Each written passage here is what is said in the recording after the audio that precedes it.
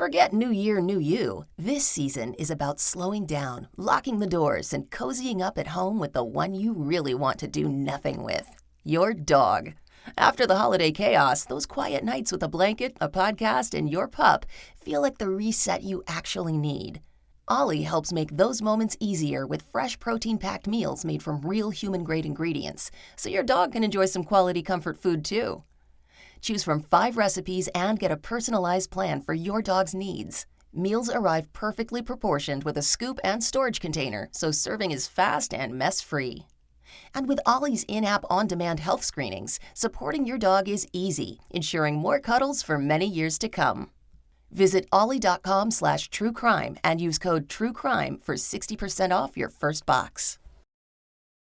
This episode of Court Junkie is brought to you by Sabta, the best way to find your new home. Sabta, SABTA.com.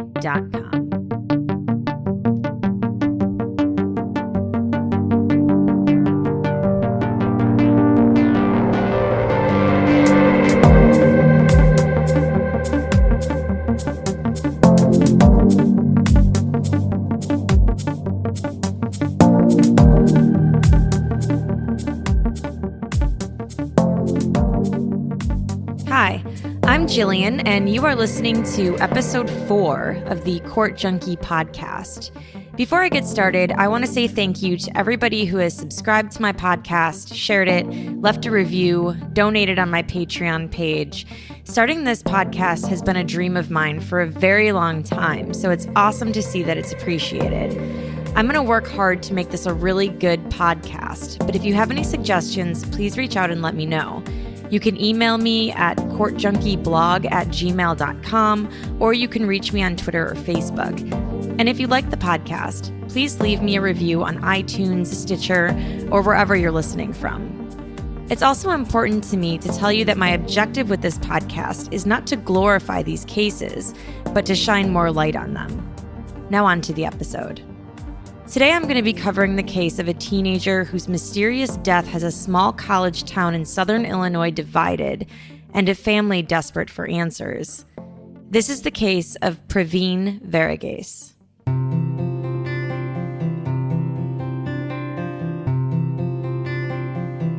I first heard about this case about 2 years ago.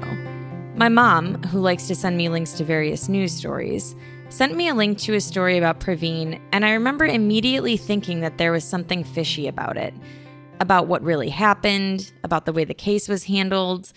I don't know, things just seemed off.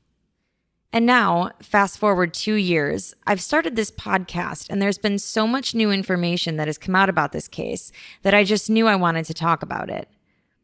But I'm not going to cover this one by myself. I reached out to Pravin's mom, Lovely Varughese, who's going to help me tell the story. This case takes place in February 2014.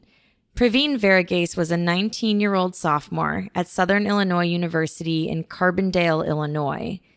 He was a first-generation Indian American, the only son of Lovely and Matthew Varughese. He grew up with 2 sisters, Priya and Preeti, who just adored their brother. Lovely worked as a nurse, and her husband Matthew was a respiratory therapist.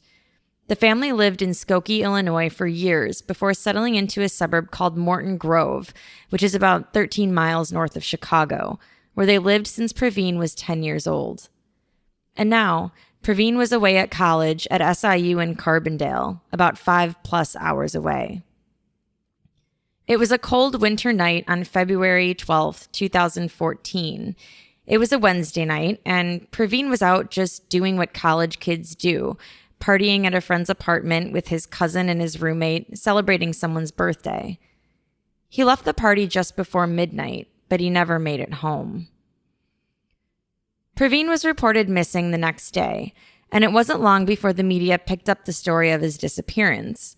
Search parties were organized, and a social media campaign with the hashtag #FindPravin was launched. Members of the community raised a $15,000 reward for information, and volunteers handed out flyers with Pravin's picture on it, wearing the red t-shirt and jeans he was wearing the night he disappeared, and a description of his favorite purple shoes that he had also been wearing. More than 200 of Pravin's family members from Chicago and St. Louis went to Carbondale to help with the search. Pravin's parents immediately knew that something was wrong.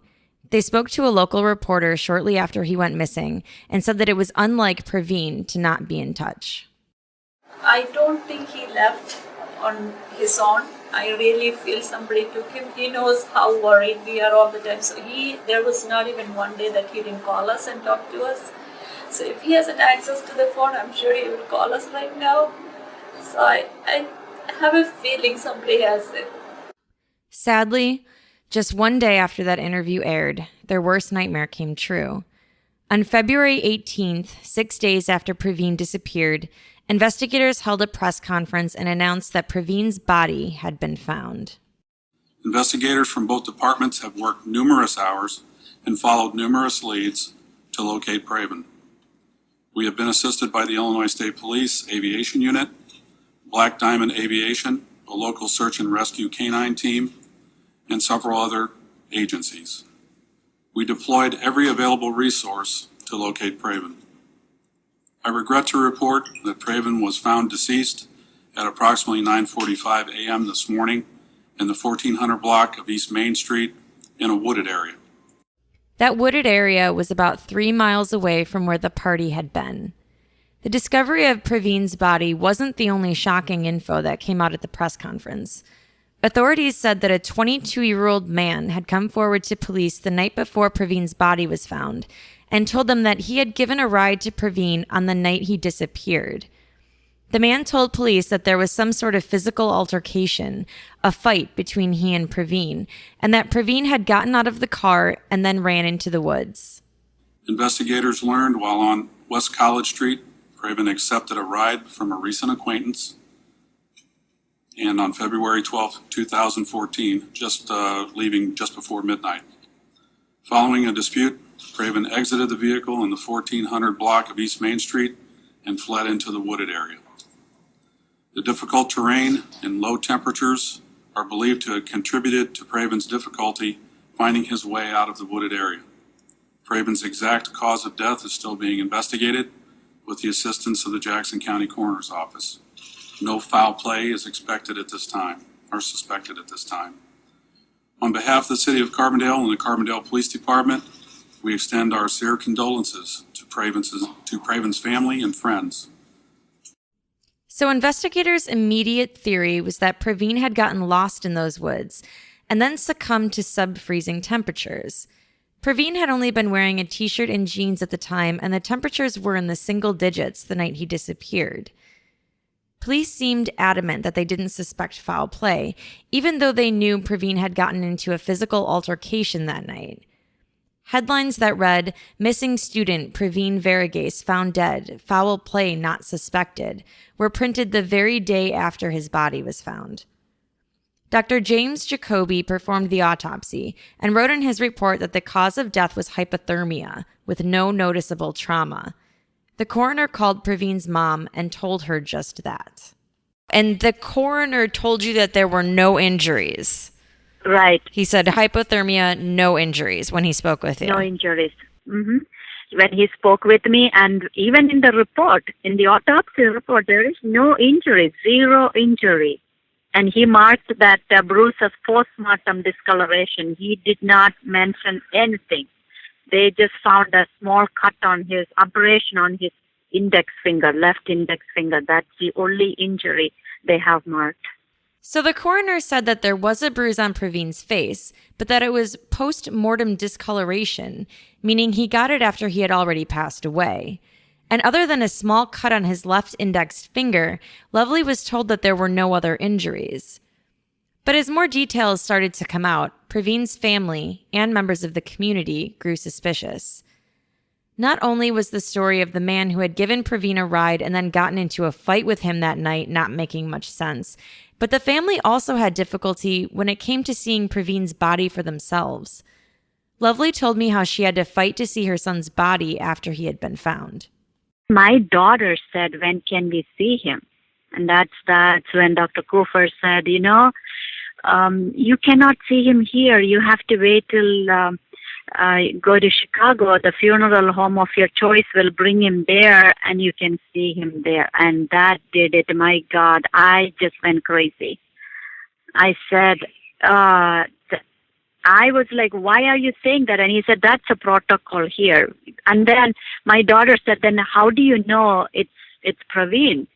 And then the detective said, he matched our description. We don't need the family to identify him. That did to me. And I said, don't tell me how you identify a body, because, we all are in medical field. And I said, you are not going to tell me that you don't need us to identify. And then I said, you are not touching him until we come and say that's our son. I was going to say they didn't take any DNA or anything like that. They were just Nothing. identifying him by sight, their own. Yeah. I mean, they said, he had the tattoo, and I guess he had his red shirt and his jeans, so they figured, that's him. I honestly don't think I've ever heard of a case where nothing was needed to identify the body. No DNA, no confirmation from the family. The family was finally granted permission to see Pravin's body, and when they did, Lovely says she knew right away that something was wrong. They had his head raised up on a gurney, and they had him covered up to the face, up to the neck. So we only saw his face, and we could see him from the right side only, and maybe like 15 feet away. I saw the bruise immediately. As soon as I walked in, I saw it, and I said, "Who hit my son?" I said, "My son is beat." So at that point, you didn't know anything about the fight that happened? No. Oh, the fight, in the sense, the police chief came and said he accepted a ride from a friend, and they had an argument, and he ran into woods. That's all we knew at that time.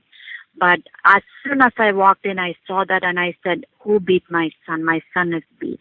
And I remember my husband squeezed my hand, and he said, "Don't say anything. Don't say anything." I think he was so worried that they wouldn't let us stay there or something, And all of us saw it. My brother-in-law asked the officer, "What is on his forehead?" And then he goes, "Oh, he was found face down. That's frostbite." And the next day they say he was on his back. It's just so confusing, and thank God we had the gut feeling. So imagine this for a second. Your son, who's away at college, is mysteriously found dead in the woods. The coroner tells you that he died from hypothermia and that there were no injuries to him. You're told you do not need to identify the body, but you insist on seeing him, and when you do, you immediately notice bruising on his face. Bad bruising. And you're given numerous explanations for it. It's postmortem discoloration, he was found face down, even though he wasn't. It would definitely make you ask some questions. And when Pravin's family went to bury him, even the funeral director noticed that something wasn't right when they saw the body. The funeral director showed the family the extent of injuries to Pravin's body and then recommended that they get a second autopsy done. And so they did. Pravin's family commissioned Dr. Ben Margolis, one of Chicago's leading pathologists and founder of the Autopsy Center of Chicago, to conduct the second autopsy. Dr. Margolis said he found significant injuries to Pravin's face. He said Pravin suffered 4 different blows to the face and the head, all of which could not have been caused by a single impact, such as falling on a rock or hitting a tree. There was an injury to Pravin's forearm and left thigh too, and the forearm injury was so deep that it went through to the bone. There were also bruises below his knees and scratch marks that could have been caused by trees. Dr. Margolis said he believes the injuries he found may be evidence that Pravin was fighting for his life when he died. He concluded that the cause of death was actually blunt force trauma, but said he was leaving open the possibility that after Pravin's head injury, hypothermia then did set in. In the meantime, the toxicology reports came back, and according to Pravin's family, there were no drugs or alcohol detected in Pravin's system. And the toxicology reports, what did those show? All negative. Nothing. No drugs, no alcohol in both autopsies. In both, yeah. See, in Carbondale, they did not check his, the vitreous fluid, the eye fluid, and which is the most important, accurate one out of all this. So when we came here, when we hired Dr. Margolis, he said, I don't know if I will get vitreous. He said, usually the first pathologist will take that. If they have taken that, I won't have it. And he said it's almost like 100%, they always take the vitreous fluid. So when we met with him after the autopsy, it's like I was surprised that they did not even touch it. Okay. So the vitreous came back negative, no drugs, no alcohol. That's the most accurate one. And even from the Carbondale one, see, they wouldn't even give it to us. We asked and asked it because it was negative. They didn't want that thing to be released. They wouldn't give us. We had the second one out with us, but we couldn't say anything until Carbondale would release their report, and they wouldn't say it. And finally, maybe like 6-7 weeks after Pravin's death, they said, they called me. The coroner called me, and one of the police officers called and said, there is no drugs, no alcohol in his system. Only thing he had was caffeine. They checked him for every single drug under the sun. Now, it's important to note that Pravin may have had a few drinks that night, and that they just didn't show up in the toxicology reports, given the fact that Pravin may have been laying in those woods for quite some time. In August 2014, there was a major shakeup within the Carbondale Police Department. Citing a confidential matter, the Carbondale Police Chief, Jody O'Gwyn, was dismissed from his position. And although it's never been confirmed that it has anything to do with this case, there have been a lot of backlash from the community about the handling of the case, with Chief O'Gwyn at the helm. In February 2015, a year after Pravin's body had been found, Jackson County State's Attorney Michael Carr announced that there would be no charges filed against the mysterious man who had given Pravin a ride and then gotten into an altercation with him. Much to the family's surprise, a grand jury had been secretly meeting, hearing evidence about the case from June 2014 to December 2014. They wrote in their decision that they agreed with Dr. Jacoby's findings, that Pravin had died from hypothermia, and that blunt force trauma was not the cause of death. The grand jury concluded that the evidence did not establish probable cause to believe that the driver, whose name was Gage, committed first-degree murder, second-degree murder, involuntary manslaughter, or concealment of a homicidal death. Now, you'll hear the name Gage come up a lot in this episode. I'm not going to say his last name because he hasn't been charged with a crime, but his story of his encounter with Pravin the night he disappeared is absolutely crucial to what happened to Pravin, as you'll see. There was a glaring omission from that grand jury testimony, though. Huge, in fact. Dr. Margolis, that pathologist who performed that second autopsy, was never subpoenaed to testify, and so the grand jury never heard about the second autopsy report that lists the injuries to Pravin's body. In support of the grand jury's decision, State's Attorney Carr released a report detailing their investigation's findings. He said that the public was entitled to know that there was a careful, conscientious review of the evidence. The report provided not only more details about what happened to Pravin that night, but more questions as well. The report opened with how Pravin's body was found. He was found lying on his back and partially undressed. Both of his shoes had been removed, along with one sock from his right foot. His jeans had been pulled down to his mid-thigh area, almost completely exposing his boxer shorts. The report notes that Pravin's stage of undress is consistent with something called paradoxical undressing, which is common in accidental hypothermia. When people are suffering from hypothermia, they lose rationality and their nerves become damaged. They begin to feel incredibly, irrationally hot, and so they strip off their clothes to cool themselves down as they're freezing to death. The report goes on to say that several witnesses, including friends, a relative, and text messages from Pravin himself, suggest that he was intoxicated on the night he disappeared. The report said that according to interviews by police, Pravin drank at least 2 Four Locos, 2 shots of rum, and 2 beers. It was reported that he played beer pong and that he was slurring his words by 11 p.m. The report also gave more details about what Gage himself said happened that night. Gage told police that Pravin walked up to his truck and asked him for a ride as he was leaving a party at 405 West College Street, just down the street from the party Pravin had been at. Gage agreed because he said he felt sorry for Pravin because Pravin wasn't wearing a coat. Gage said Pravin offered to get him cocaine in exchange for the ride, but that he declined. After driving for several minutes, Gage said he was unfamiliar with the town that they were in, and he was almost out of gas. So he told Pravin that he was going to let him out at a gas station. He said Pravin became upset and hit Gage. He then told police that he pulled over to force Pravin out of his truck. He turned on his hazard lights, and he went to the other side of the car where Pravin was. He told police that he hit Pravin in the face in self-defense. The two guys then rolled down a hill, continuing to fight. And at the bottom of the hill, a police car arrived. Gage said that he yelled, "Cops," and that Pravin then ran into the woods. Gage said he then went back to his truck and spoke with the trooper, telling him that he had picked up a black male and that when he asked the man for money, the man punched him and ran into the woods. The trooper looked around, but he didn't see anybody. Gage admitted to investigators that he had lied about being robbed by a black male as an attempt to divert the trooper from asking him about driving under the influence, which he was. The report also states that the scratches, cuts, and minor injuries to Pravin's upper torso area are consistent with the explanation that Gage gave to police about Pravin jumping up and running into the woods in a t-shirt.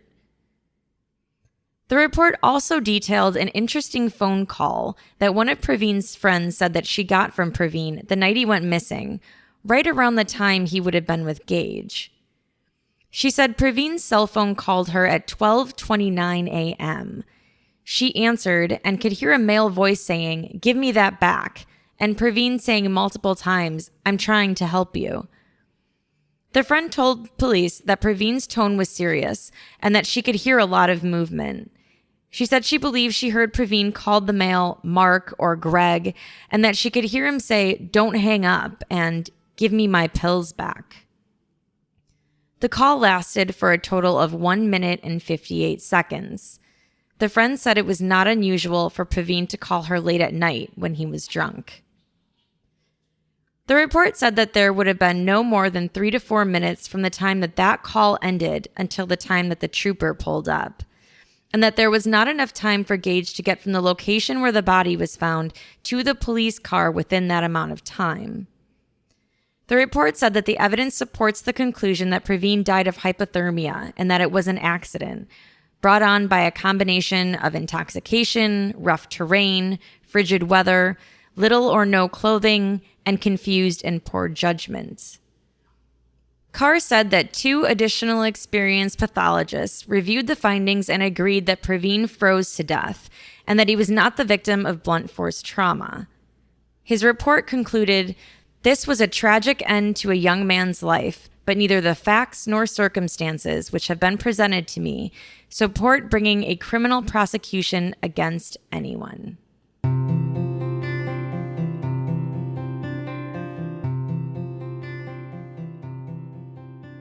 Not surprisingly, the family didn't agree with Carr's report, and neither did Dr. Margolis.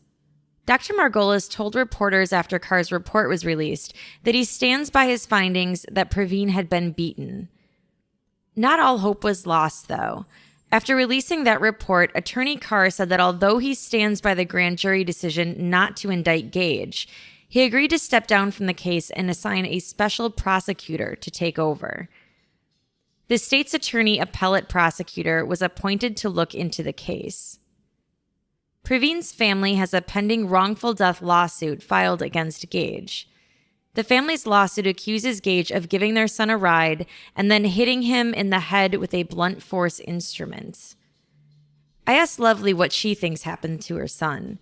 She thinks he was beaten by Gage, and the fact that Pravin's phone was never used after his fight with Gage, she said, is a huge clue. So with everything that you've read through and all the info that you have, what do you think happened to Pravin? I don't think he walked through the woods. he was beaten, I believe. If he was conscious enough to use the phone, he would have. Right. Because he had his phone on him. His phone was on the right side by the head. So I really don't know whether this whole thing that they are telling us is the truth, but I know my son was injured. And I mean, Gage even admitted so much in the interrogation. Yes, big time. Right, because according to the state's theory, if he was drunk and disoriented and couldn't find his way out of the woods, wouldn't he have called somebody? I mean, we know he was using his phone right before the fight, so... Yes. The appellate prosecutor is currently reviewing the case as we wait for his final report regarding Pravin's death. Pravin's family just met with him this past July, so I asked Lovely if there was any update. So I know that there's now a special prosecutor who's looking into the case. Can you give me any updates or tell me, how that's going? We met with the special, he has the case in 2015 March, and we did not know what was going on. We had no clue, but we met with him this July last month on the 25th. He called us and they wanted to meet with us, and he said they had to wait until he got something to tell us. He could not just meet with us and stuff like that before. So right now he's still working on it. In May 2016, Pravin's family finally received all of the police reports pertaining to Pravin's death. It was something the Varughese family had been asking for years now. Lovely said she won't publicly comment on the documents until the state's attorney appellate prosecutor's office releases their report. But what she has seen has reinforced her opinion that not enough was done in the initial investigation. One thing she said she noticed in the reports had to do with Pravin's shoes. Police stated that they found a pair of black and white Pumas in the forest that they believe were Pravin's. But his family says he didn't own any pair of shoes like that, and that they weren't even the correct size. They're also sure he was wearing his favorite purple shoes that night. Now we have the police reports, and we started talking about the police reports. We found, we know the shoe did not match, that did not match Pravin's shoe that was posted on the flyer, the missing flyer. He was wearing a purple shoe, and in the police report it says a black and white Puma shoe, and that's not even his size. And it wasn't even his size, you said? No.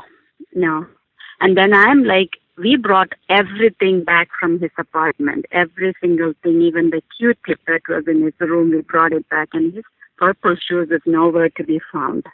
So Pravin's purple shoes are missing. They're not in police custody. They aren't with Pravin's family. So where are they? It's just another really weird thing about this case. The police reports also contain surveillance video from the area the night Pravin disappeared. One of the video clips shows what looks to be a male figure carrying something that looks like it could be another person across the street at about 2:30 a.m. Attached to the video clip is a comment from one of the investigators, noting that the video clip should be checked out further. But there's no evidence to suggest that it ever was. No follow-up reports. Nothing. They lied. Now since I have the report, I see all this, and I know what we were told and what we are finding out now. Now, it's important to note that Gage has not been called a suspect. Not by police, state's attorneys, or anyone else. But he is the last person who saw Pravin alive, and so his story is crucially important to knowing why and how Pravin died. Gage's interrogation videos are included in the police reports that were given to the family, and some of the things he says are kind of alarming. It's hard to make out everything he says, so I'll go over what he's saying in each clip, and then I'll play it for you. In this first clip, Gage talks about how he first came across Pravin. He says Pravin approached his truck and that he offered him a ride because it was cold out and Pravin was only wearing a t-shirt. He says that once Pravin was in his truck, he was on his phone and he wouldn't tell him where to drop him off at. He claims Pravin was trying to score some cocaine. He said 30 minutes went by, and then he told Pravin that he was going to have to get out of his truck, and that Pravin got agitated and hit him. We're here to talk about an individual that you came across that night, a young male. I don't think you know his name. No. Okay. So tell us how you first came into contact with him. I was leaving the party, and he came up to my window and said, "Hey, give me a ride." And I said, "Where are you going?" He said, "Right down the road." So I said, "Okay, go ahead and get in. It's cold outside. Nobody needs to be walking when it's cold." I offered the main ride. Driving along, right here, make a left here, right here. 30 minutes goes by, yada, yada, yada. Talking on the phone with his friends about some cocaine, whatever it was. He was hyped up a little bit. Just driving. I told him, I said, asked him multiple times, "Where are you going? Where's your destination?" He can't really give me an exact spot. I don't know if he was didn't know where he was going or was just trying to hang out. I don't know what he was doing, but I told him, "Look, I gotta go." And he wasn't cooperating. I made my right. And then I think that's when he realized, hey, I'm getting taken away from my place. And that's when he started to rage a little bit. And it's when he punched me in my eye, and I pulled over on the side of the road. Like, that's enough. Can't have that. And he would not get out of my truck. Every time I told him, "Hey, dude, just go ahead and get out. I have to go home. I don't have any gas." Look up my little gas thing. I don't have any gas. I can't be driving around. I gotta make it back home. In this next clip, Gage says he pulled the truck over, went to the passenger side of the truck, and that Pravin got out and swung at him. He said they rolled down the hill fighting. At one point, he says that he was on top of Pravin, and then Pravin was on top of him. And then the state trooper showed up, and Gage told him that he pretty much got hijacked, and that the guy who hijacked him got out of his truck and ran into the woods. So I just pulled over on the side of the highway right there after he hit me on my face and figured I'd get out. I have to get him out some type of way. So he gets out, he swings on me, I back up, I hit him one time, he kind of stumbles, grabs my hoodie, pulls me with him, we go down the hill a little bit. Like I said, a couple, hits were exchanged on the way. And he was on top of me at one point, and I was on top of him at one point. Never once, fight maybe lasted 30 seconds. I wouldn't even really call it a fight. A little scuffle,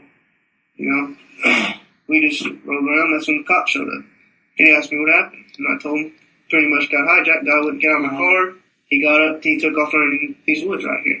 This next clip is where things get even more interesting. Gage recounts his interaction with the trooper before he was told that he was free to go. He said the trooper looked into the woods, but that he wasn't sure if he stayed around to look for the quote-unquote criminal. He then goes on to say that he had been scared for his life over his encounter with Pravin, and that he didn't know what Pravin was capable of. He said that he definitely wasn't my race, and that he wasn't used to being around that type of population. And for someone who just said that the fight was more like a scuffle, now he claims he was in fear for his life. He's right here. He said, "Are you sure he's right here?" I said, "Yes, sir. He's right here in these woods. He just now got up and drank." So he stood there and he looked for a little bit and he asked me if I'd been drinking. Like I said, no, but I had been. I had a little bit of drink that night. And he took my ID from me, looked in the woods for a minute, brought it back to me, told me I was free to go. And drove off. I don't know if he stood around and looked for the criminal. And, you're hijacking somebody's vehicle and they ask you to get out. My eyes, it was like he was overwhelming me. I was scared for my life. I didn't know what he was capable of.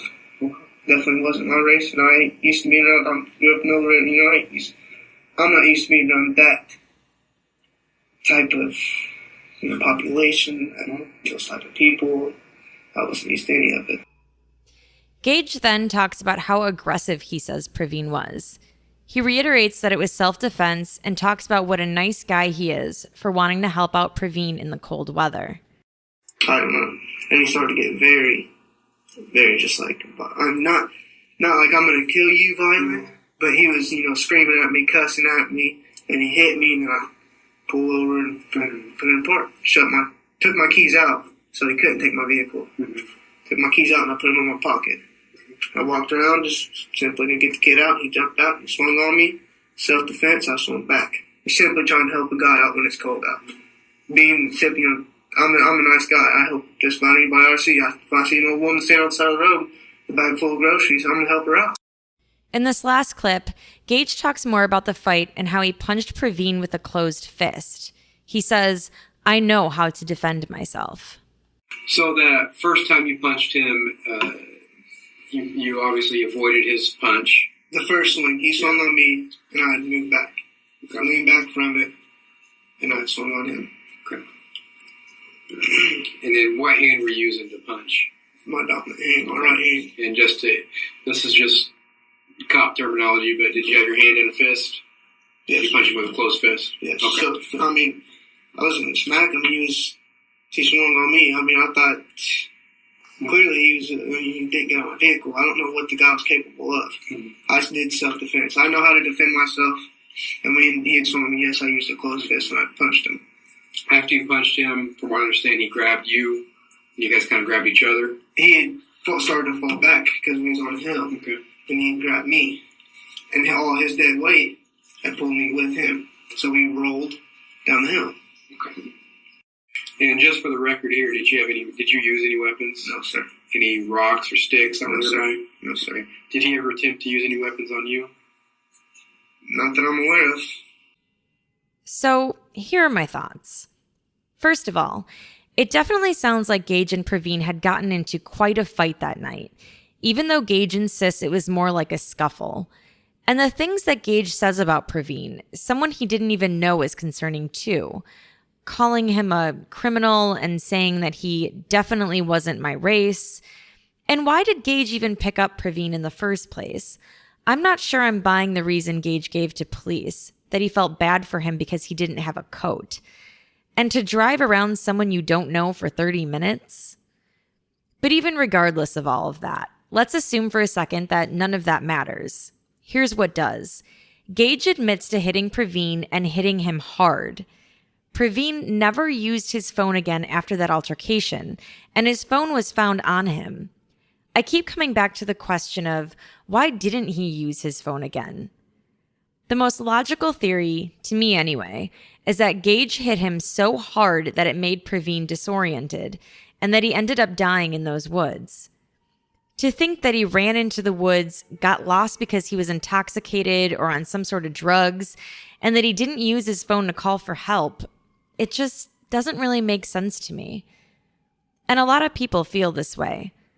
On July 29th, 2016, a crowd of more than 200 supporters gathered outside the Daily Plaza in Chicago to show support for Pravin's family and to peacefully protest for justice for Pravin.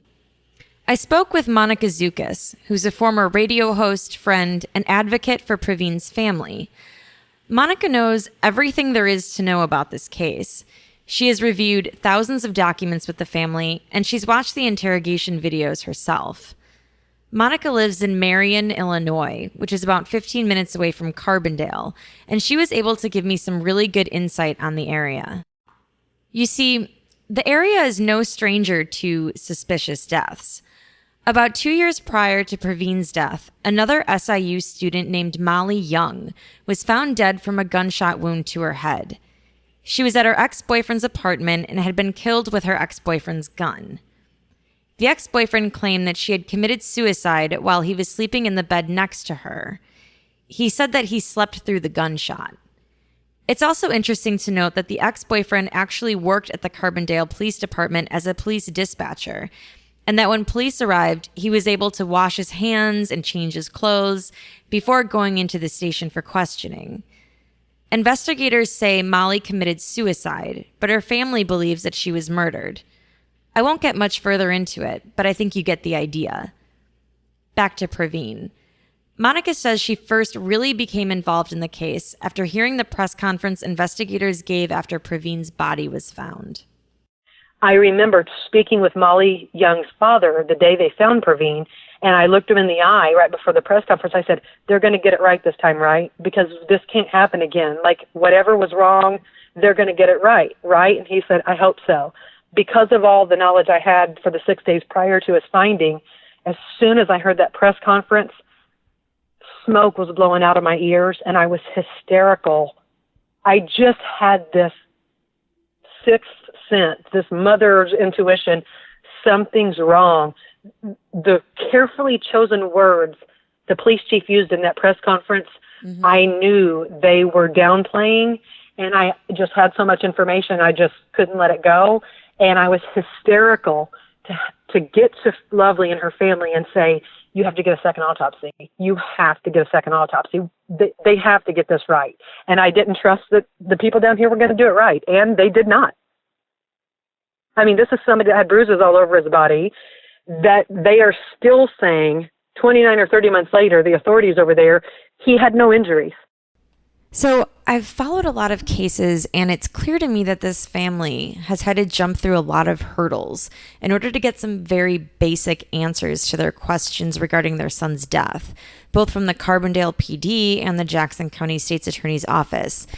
Why do you think that is?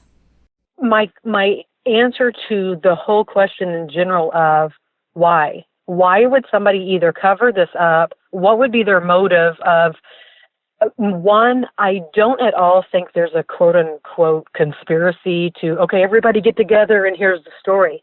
I believe that, A, there's not a lot of, this isn't Chicago, this isn't Atlanta, this isn't a big crime city. So on the rare occasion somebody turns up dead, I hate to use the word, but I feel like maybe it's incompetency.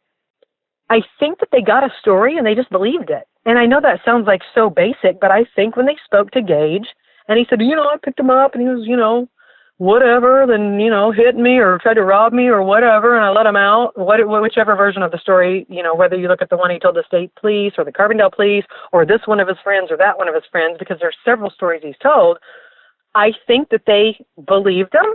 However, one thing I do know for sure is there were 13, because we have the records now, there were 13, whether it was the canine handlers or fire department people, ambulance people, investigators, police officers from Carbondale Police or SIU, I can give you a list of at least 13 people that have written reports saying they were at the scene when Pravin was found.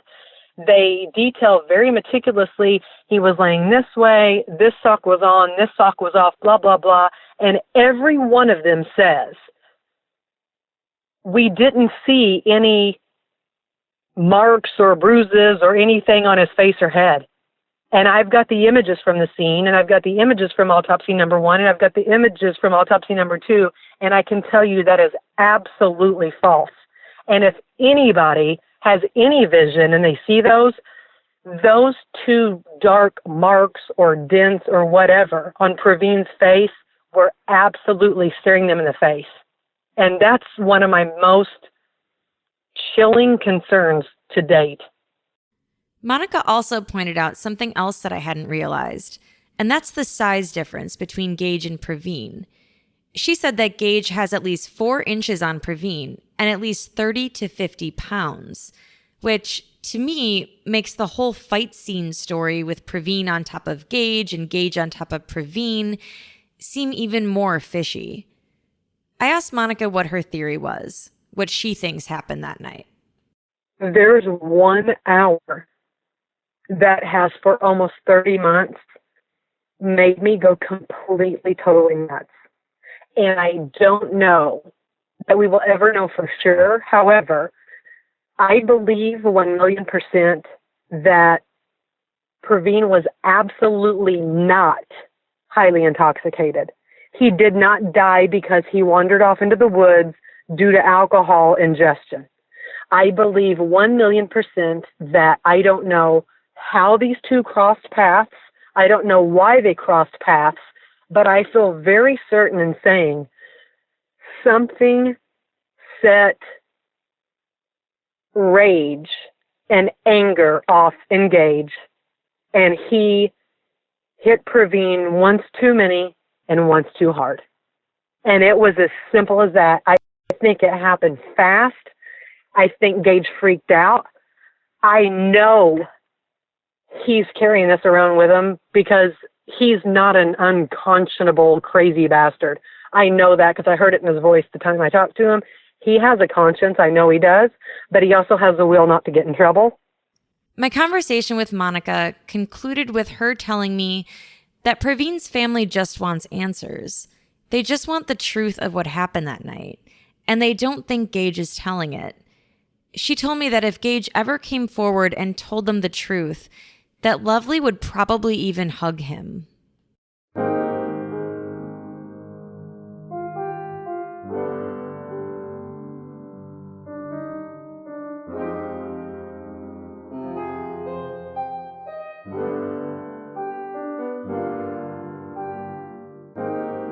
He is a kid who just cracks instant jokes, like even from maybe preschool, he started to do that. Very, very, very funny, and he could lighten up any room.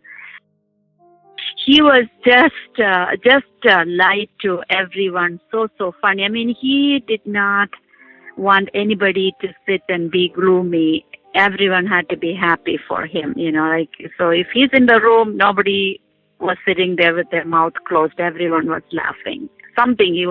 Whether it is he would say something so stupid or something, he will make up something for people to laugh. And he would talk in different accents. The Australian accent was his favorite, I guess. So there were so many things that he did, and all his friends, I think that's what they all miss the most.